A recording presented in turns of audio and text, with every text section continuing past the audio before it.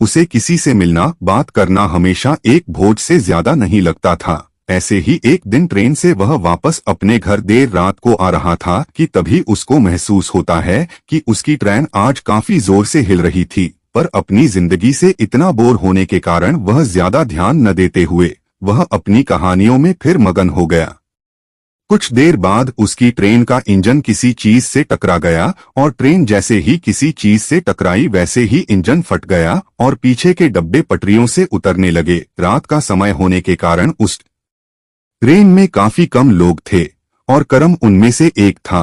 करम के डिब्बे की बत्ती कट गई थी और उसका डब्बा पटरियों पे फिसलते हुए उस ट्रेन के जलते हुए इंजन से जाकर टकराने लगा। यह दृश्य देख सभी लोग डर के मारे चिल्ला रहे थे और अपने भगवानों से बचने की दुआ मांग रहे थे, पर करम अपनी जिंदगी और भगवानों से काफी थक गया था, इसलिए अब वह कुछ नहीं करता, बस अपनी जगह पर बैठकर अपनी जेब से एक सिगार निकालकर अपने हाथों से अपने होठों पर रखकर उसे धीरे से जलाने लगा और उसका एक कश लगाते हुए अपनी तबाही का नजारा देखने लगा। पर उसके चेहरे पर जरा सा भी डर या दर्द नहीं था, बल्कि एक अलग ही खुशी थी और एक संतुष्टि भरी हंसी उसके होठों पर थी और वह अपने आप से ही बात करते हुए बोल रहा था कि आखिरकार अब मैं इतनी मरने की दुआएं मांगने के बाद अब मैं मर पाऊंगा और यह सामने की आग की लपटें कितनी सुनहरी लग रही है।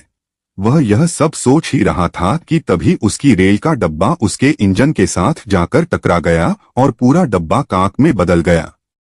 जहां वह डब्बा फटा था वह जगह अब किसी कब्रिस्तान से ज्यादा कुछ नहीं रह गई थी। आग की लपटों के बीच लोगों की चीखें और मौत का ऐसा तांडव जो हर देखने वाले की रूह को अंदर तक सूखा दे। करम इतनी बड़ी तबाही के बाद भी जिंदा बच गया, पर उसे जिंदा कहना काफी गलत होगा क्योंकि वह अधमरा होकर एक जलते हुए डब्बे के हिस्से के नीचे डब्बा हुआ था और जैसे जैसे डब्बा जलता वैसे वैसे उसका दर्द भी बढ़ता जाता। कभी धुआं उसके फेफड़ों को जलाता तो कभी गर्मी के कारण पिघला लोहा उसकी खाल को झुलसा के कांक में बदल देता।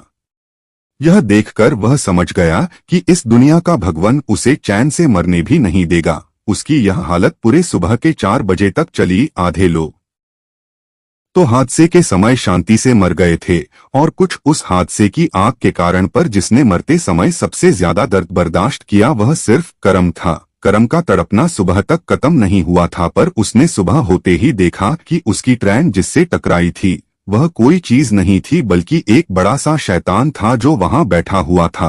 करम इतना अधमरा हो चुका था कि अब उसे पूरी तरह दिख भी नहीं पा रहा।